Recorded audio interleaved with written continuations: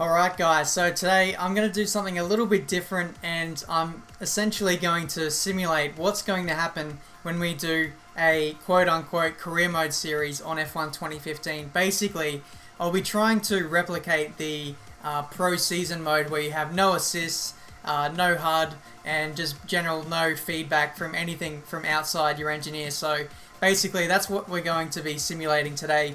We've got helmet cam on, we've got no assists on as always, and we've turned off the OSD as well. So I think it's going to be a bit of fun, and I'm also going to talk about some F1 2015 news that came out in a Redbull interview just recently. I think it was yesterday. So the day after I put out my F1 2015 video, this new interview came out, and there's a few little leaks as to some new news that you guys probably don't know about. So if you're new to the channel, make sure you subscribe and make sure you like this video if you want to see more videos like this in the future.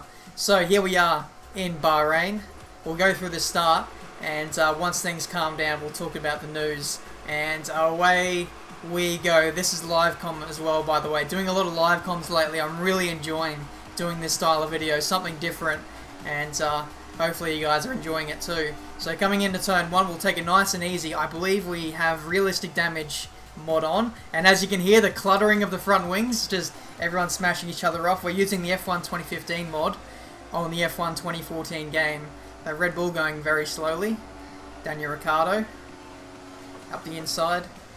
And as you guys know, I really do hate the AI on F1 2014. Going so slowly on the first lap. We're up to P12, as you can see on the LED wheel on the telemetry there. So that's basically all the feedback we have. Just what's on the wheel there.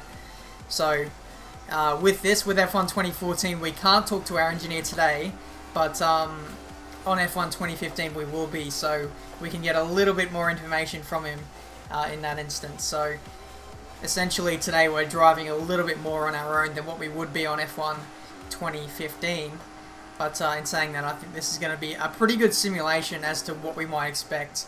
So let me know in the comments below if you're enjoying this so far, and I don't know, I'm just trying to gauge interest on what sort of career mode I should do on the next game, whether I should do a normal one, you know, like I've been doing so far, or whether I should go down this new route and make it full simulation with all the HUD off and everything. That's what I'm trying to gauge today. So hopefully you guys like it, and hopefully it's enjoyable for me too.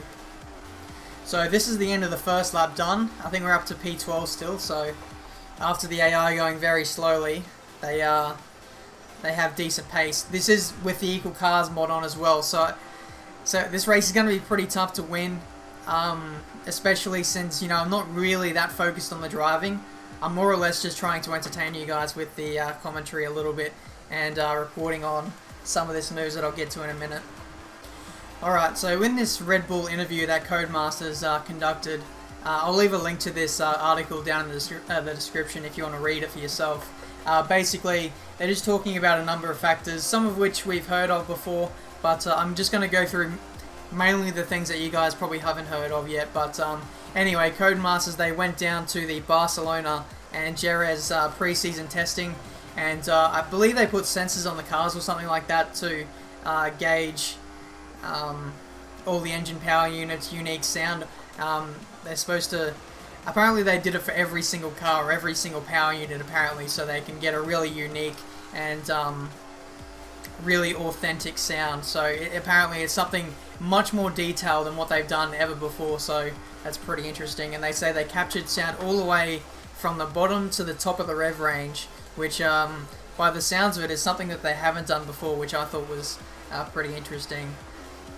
The next thing they talked about was the mid-season DLC. So basically, if you guys haven't heard of it yet, basically Codemasters, they're going to be installing DLC updates right throughout the season to update the liveries, update the cars and their performance and everything like that, maybe even the tracks and DRS zones and tyre compounds, all that kind of thing as well.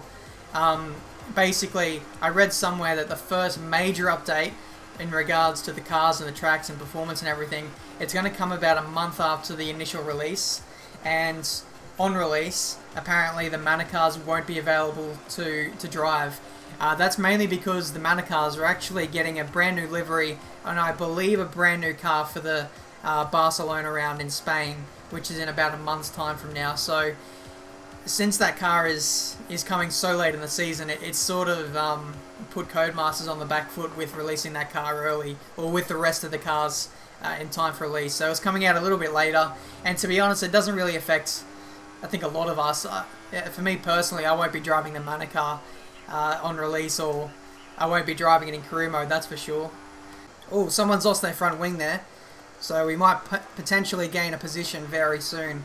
In terms of this race though, we're still in P12. As I said, I'm not really focused on the driving, more or less trying to give you guys the news and everything like that.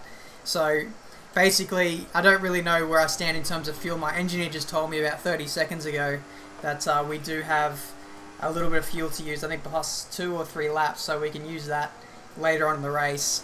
But in terms of myself though, I actually can't check how much fuel we've got, even if I press the button, because the HUD is not available to me. A Red Bull has lost their front wing, that's Daniel Kvyat, so he's going to be coming in for a pit stop at the end of this lap, and he'll potentially be out of the running for this race. Okay, so the next thing that Cody's talked about in their interview with Red Bull, I'll just grab a quote here. They're talking about the handling. They say that everything is new from the ground up, in particular the handling this time around.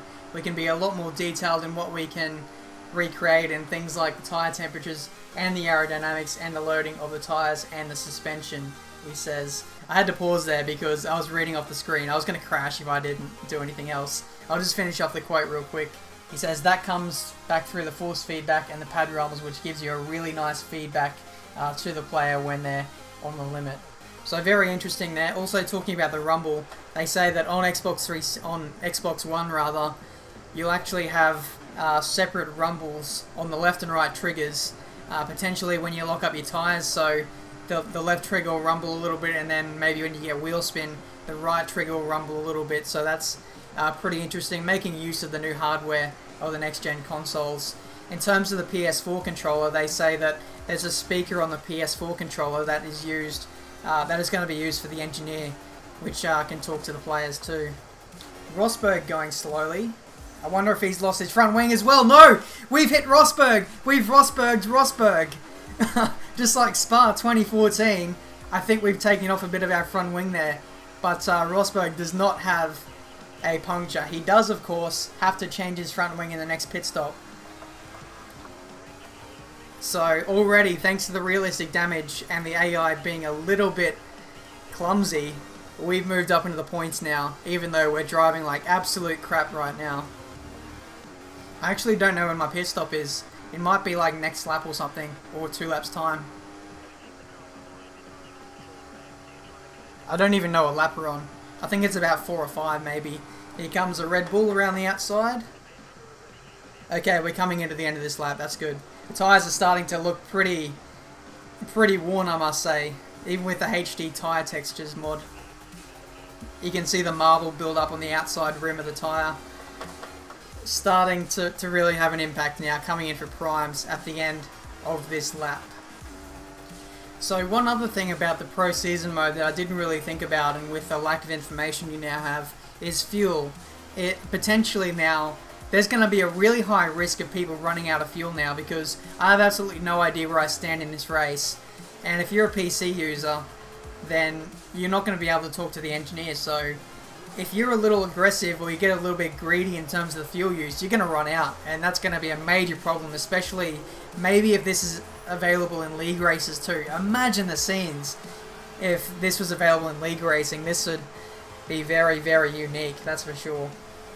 Okay, so moving on to the next piece of news. I got to speed this along quickly because I think we might actually run out of time in this race. I got a lot to talk about. So basically the next thing is talking about ghost cars and using cloud technology for time trial and hot laps. Basically, you'll be pitted up against an AI or a ghost of a player who's already set a time that's possibly a little bit faster than you, and they use that as a benchmark for you to try and beat. And then once you eventually beat that time, then you'll be given a new ghost to beat. So basically, a little bit similar to the drivatars that you've got in Forza Motorsport 5, except it's implemented in a way to F1 2015, which is pretty interesting. I myself personally, I didn't use ghost cars all that often in time trial, but when I did, it was a good benchmark to see where I was losing time and stuff. And now that this is a default feature in the F1 games, I think this might help out a lot of people who are trying to improve their speed. Alright, so our fuel's looking pretty good, so that's I guess one positive. I haven't been using fast revs all that too much, just to play it safe. A little bit of oversteer there. Ricciardo might be getting closer and closer now. Something also we won't be able to use in this pro season mode is probably the look behind button, because the drivers don't have that in real life, obviously. We won't be able to use that too, so we'll need to rely heavily on those mirrors, and picking a car that has good mirrors, you know, that don't get in the way, and also so you can see a lot what's going on behind you. That's going to be important in choosing a team for career mode, that's for sure. Or pro season mode. I keep calling it career mode. That's my bad. Okay, so moving on to the final little bit of news from this interview. It mainly pertains to online. I talked about this the other day. 16 players online for online lobbies. The rest can be filled up by AI spots. And then finally they talk about the penalty system, which has been totally revamped or improved for F1 2015. Basically, there's a whole load of factors that are taken into account behind the scenes, which work out who is at fault and how severe the impact was. So basically, if you graze someone at 170 miles an hour and don't really affect them too much, then you won't get a penalty. However, if you just straight up come into a braking zone and smash someone off, then you are going to get penalised pretty heavily for that. And so the game now, or the system rather, really has a much better idea at who is at fault now for the penalties or the incidents now, and gives the penalties out accordingly. So we could see an introduction of more different penalties apart from time penalties or possibly drive-through penalties. We might now have 5-second stop-go penalties.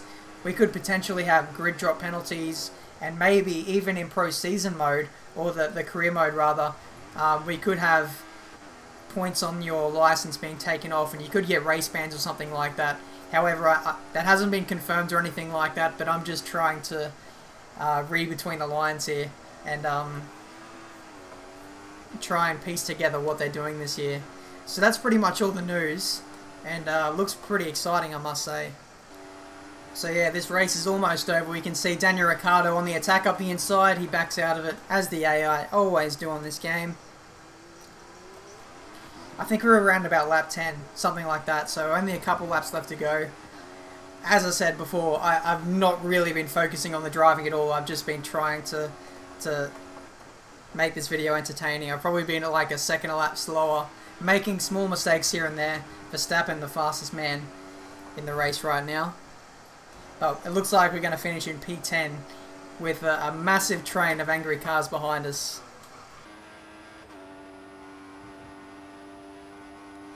So here we go then, coming to the end of the race. Valtteri Bottas has won. We're going to come home in P10, driving in the Mercedes. However, if you don't know, we're driving with the Equal Cars mod. So basically everyone has a Mercedes car, so we ended up, still in the points. We didn't have really, focused on the driving too much, but still a fairly decent race in the end. And if you enjoyed this video, make sure you leave a like and leave a comment letting me know what video I should make next. Should it be the F1 2015 modded career mode? Should it be the F1 2010 career mode? Or should I start or upload the 70k Q&A that you guys have been wanting to see? So let me know down in the comment section below. I think that's pretty much going to do it for today. If you're new to the channel, make sure you subscribe. And until my next video, guys, I'll see you next time.